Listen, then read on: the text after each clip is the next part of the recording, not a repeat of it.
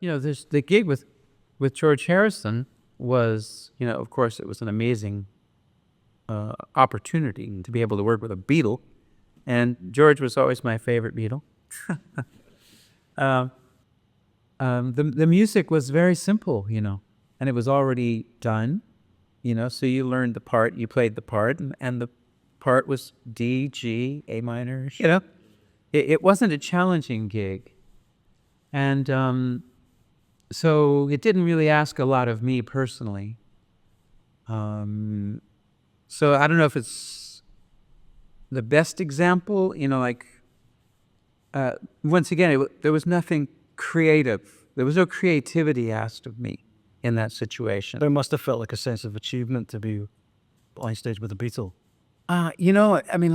That was a hard tour, man. I don't know how much you've heard about it, but, it was, George couldn't sing. The whole tour, he had this terrible, like laryngitis. And so he'd go out there and he really couldn't sing the show. And there was a lot of what went on during the 70s going on, and, Yeah. and kind of strange,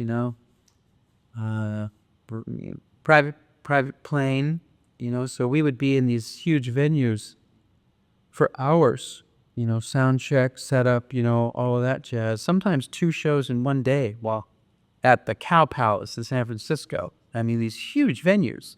And you'd be there for 15 hours. And, the show was 3.5 hours long, and then you had to do it again. Yeah. I mean, it was really a hard, physically and emotionally and mentally, it was kind of rough, I have to say. All those cats. And I was 20.